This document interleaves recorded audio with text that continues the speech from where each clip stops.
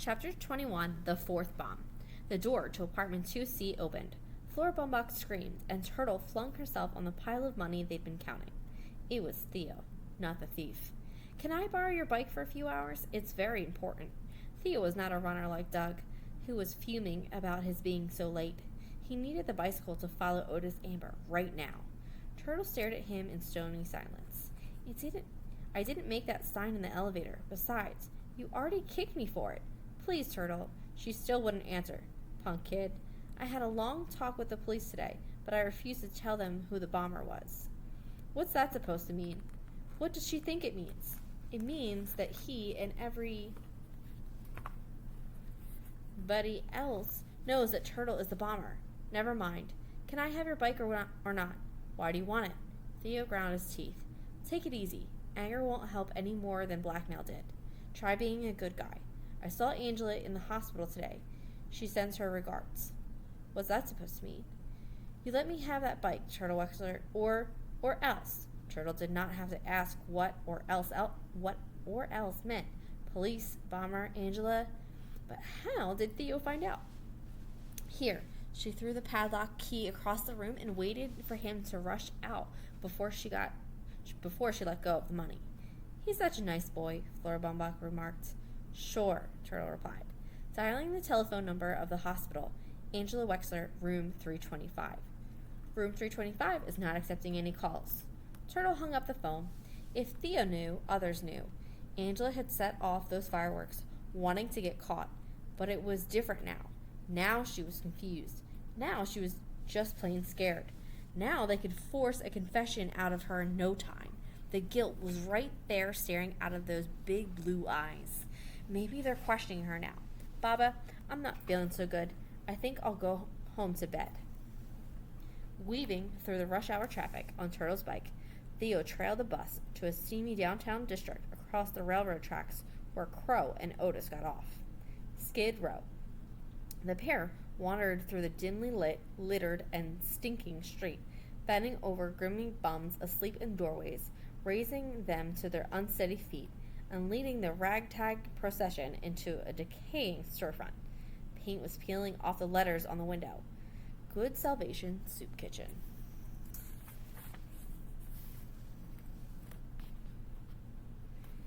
A drunken wreck of a man lurched into Theo, who put a quarter into the filthy outstretched hand, more out of fright than charity.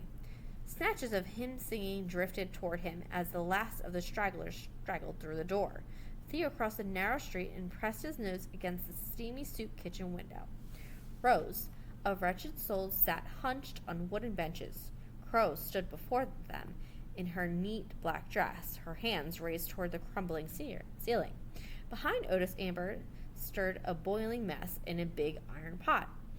Theo pedaled back to Sunset Towers at a furious pace. Whatever brought Crow and Otis Amber to these lower depths was none of his business. He hated himself for spying. He hated Sam Wessing and his dirty money and his dirty game. Theo felt as dirty as the derelicts he spied on, dirtier. The judge thought that they had finished with their heirs. Not quite, Dorman said. McSuthers. Alexander McSuthers. Called Sandy, age 65. Born Edinburgh, Scotland. Immigrated to Wisconsin, age 3. Education, 8th grade. Jobs, mill worker, union organizer, prize fighter, doorman, married, 6 children, 2 grandchildren. Wessing connection. Worked in Wessing paper plant 20 years. Fired by Sam Wessing himself for trying to organize the workers. No pension. Sandy turned to a blank page, pushed his taped glasses up to the broken bridge of his nose, and looked at the judge. Name? It had not seemed sporting to investigate one's own partner, but McSuthers was right. This was a Wessing game, of course. She had kept some facts from him about the other heirs, but only because she did not trust his blabbering. Josie Joe Ford, with a hyphen between Josie and Joe. Age, 42. Education, Columbia. Law degree, Harvard. The judge waited for the doorman to enter the information in his slow, cramped lettering. He had to be meticulous in order to prove he was better than his 8th grade education. It's a pity he had not gone further. He was quite a clever man. Jobs: Assistant District Attorney, Judge, Family Court, State Supreme Court, Appellate Division. Appellate has 2 P's and 2 L's. Never married, no children. Westing connection? The judge paused, then spoke so rapidly Sandy had to stop taking notes. My mother was a servant in the Westing household. My father worked for the railroad and was the gardener on his days off. You mean you lived in the Westing house? Sandy asked with obvious surprise. You knew the Westings. I barely saw Mrs. Westing. Violet was a few years younger than I, doll-like and delicate. She was not allowed to play with other children, especially the skinny, long-legged, black daughter of the servants. Gee, you must have been lonely, Judge, having nobody to play with. I played with Sam Westing, chess. Hour after hour I sat staring down at that chessboard. He lectured me, he insulted me, and he won every game. The judge thought of their last game. She had been so excited about taking his queen, only to have the master checkmate her in the next move. Sam Westing had deliberately sacrificed his queen, and she had fallen for it. Stupid child, you can't have a brain in that frizzy head to make a move like that. Those were the last words he had ever said to her.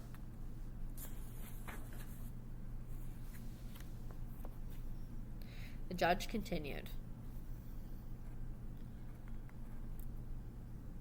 I was sent to boarding school when I was 12. My parents visited me at school when they could, but I never set foot in the Westing house again. Not until 2 weeks ago. Your folks must have really worked hard, Sandy said. An education like that costs a fortune. Sam Westing paid for my education. He saw that I was accepted into the best schools, probably arranged for my first job. Perhaps more. I don't know. That's the first decent thing I've heard about the old man. Hardly decent, Mr. McSuthers. It was to Sam Westing's advantage to have a judge in his debt. Needless to say, I have excused myself from every case remotely connected with the Westing affairs. You're awfully hard on yourself, Judge, and on him. Maybe Westing paid for your education because you were smart and needy, and you did all the rest by yourself. This was getting us nowhere. Mr. McSuthers, just write Westing Connection, Education Financed by Sam Westing. Debt never repaid. Theo, upset over his Skid Row snooping, took out his anger on the up button, poking it, jabbing it, until the elevator finally made its way to the lobby. Slowly, the door slid open. He stared down at the sparking, sputtering arsenal, yelled, and belly flopped to the carpet as rockets whizzed out of the elevator, inches above his head. Boom, boom. A blinding flash of white fire streaked through the lobby, through the open entrance door, and burst into a chrysanthemum of color in the night sky. Then the elevator door closed. The bomber had made one mistake. The last rocket blasted off when the elevator returned to the 3rd floor. Boom. By the time the bomb squad reached the scene, by the way of stairs, the smoke had cleared, but the young girl was still huddled on the hallway floor, tears streaming down her turtle-like face. For heaven's sake, say something, her mother said. Tell me where it hurts. The pain was too great to put into words. 5 inches of turtle's braid were badly singed. Grace Wexler attacked the policeman.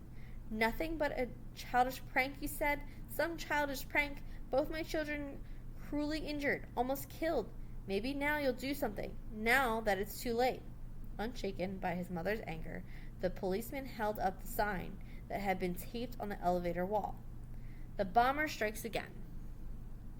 On the reverse side was a handwritten composition, How I Spent My Summer Vacation by Turtle Wexler. Grace grabbed the theme and shook it at her daughter, who was being rocked in Flora Baumbach's arms. Somebody stole this from you, didn't they, Turtle? You couldn't have done such an awful thing, not to Angela, not to your own sister. Could you, Turtle? Could you? I want to see a lawyer, Turtle replied.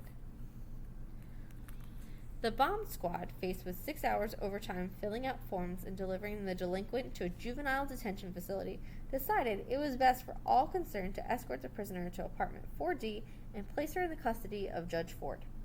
Judge Ford put on her black robe and seated herself behind the desk. Before her stood a downcast child, looking very sad and very sorry. Not at all like the turtle she knew. You surprise me. Turtle Wexler, I thought you were too smart to commit such a dangerous, destructive, and stupid act. Yes, ma'am. Why did you do it, Turtle? To hurt someone? To get even with someone? No, ma'am. Of course not. Turtle kicked shins. She was not the type to bottle up her anger. You do understand that a child would not receive as harsh a penalty as an adult would. That there would be no permanent criminal record? Yes, ma'am. No, ma'am. She was protecting someone. She had set off the fireworks in the elevator to divert suspicion from the real bomber. But who was the real bomber? Nothing to do but drag it out of her, name by name, starting with the least likely. Are you protecting Angela? No. Judge was astounded by the excited response. Angela could not be the bomber. Not that sweet, pretty thing. Thing? Is that how she regarded that young woman? As a thing? And what had she ever said in her excerpt? I hear you're getting married, Angela. Or, how pretty you look, Angela. Had anyone asked about her ideas, her hopes, her plans? If I had been treated like that, I'd have used dynamite, not fireworks. No, I would have just walked out and kept right on going. But Angela was different. She was a senseless thing. What a senseless thing to do, the judge said aloud. Yes, ma'am. Turtle stared down at the carpet, wondering if she had given Angela away.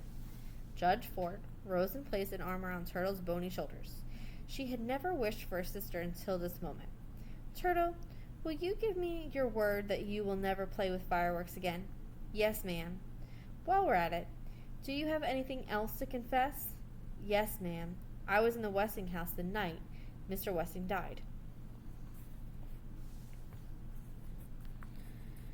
Good Lord, child. Sit down and tell me. Turtle began with the purple wave story, went on to the whisperings and bedded down corpse, the dropped peanut butter and jelly sandwiches, and her mother's cross, and ended with a $24 she had won. Did either you or Doug Who call the police? No, ma'am. We were too scared. We just ran. Is that a crime? The judge said it was a criminal offense to conceal a murder. But Mr. Westing didn't look murdered, Turtle argued. He looked asleep, like he did in the coffin. He looked like a wax dummy. A wax dummy. Now Turtle was the one surprised by the excited response. The judge thinks it might have been a real wax dummy, not a corpse at all. Then what happened to Sam Westing? The judge regained her composure. Not reporting a dead body is a violation of the health code. But I wouldn't worry about it. Is there anything else, Turtle? Yes, ma'am, Turtle replied, glancing at the portable bar. Could I have a little bourbon? What? Just a little. On a piece of cotton to put in my cavity. My tooth hurts something awful. Relieved at not having a juvenile alcoholic on her hands, Judge Ford prepared the home remedy. Is that better? Good. You may go home now. Home meant going to Baba. Baba loved her no matter what, and Turtle didn't care. If the others thought she was the bomber, except Sandy, she was walking toward her right now. He was walking toward her right now, walking his bouncy walk, but not smiling. Sandy is disappointed in her. He thinks she hurt her own sister. He doesn't want to be friends anymore. How's my girl? Sandy said, cupping his hand under his chin and lifting her head. Whew, hitting the bottle again? It's just bourbon on cotton for my toothache.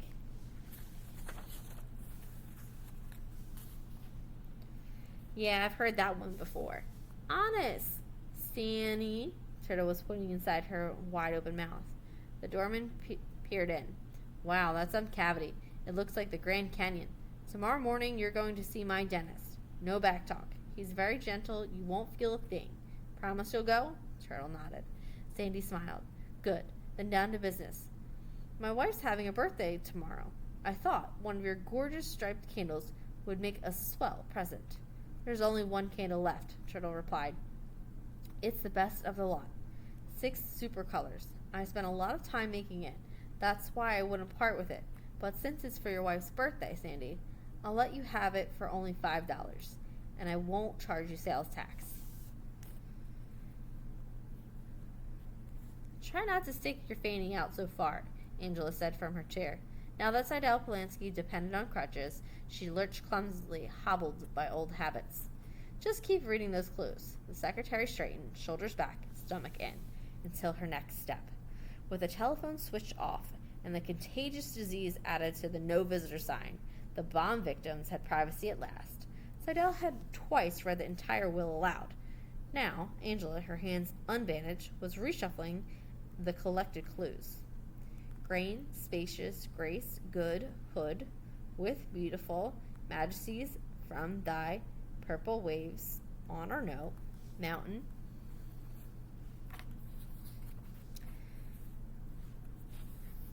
Again, Seidel ordered, change them around and read either the word on or the word no. Both together are confusing. Good, spacious grains, with grace on thy purple mountain hood, waves from majesty's beautiful. Shh, someone was at the door. Angela picked up the note that was slipped underneath. My darling Angela, I guess the sign on the door means I should stay away, too. I understand. We both need time to think things over. I'll wait. I love you. Denton. What does it say? What does it say? Seidel pressed, but Angela read only the postscript aloud. P.S. You have another admirer. Chris wants to give you and Miss Polanski one of our clues. Fleur Baumbach has seen it, too. The word is plain. Like an airplane? Seidel asked. No, plain like ordinary, like the wide-open plains. Plains, grains. Quick, Angela, read the clues again. Good hood from spacious plain, grains on with beautiful waves, grace thy purple mountain majesties. That's it, Angela, we got it, Seidel could barely control her excitement. The will said, sing in praise of these generous land. The will said, may God thy gold refine. America, Angela, America, purple mountain majesties. Angela, whoopee! Fortunately, Seidel Polanski was close to the bed when she threw her crutches in the air.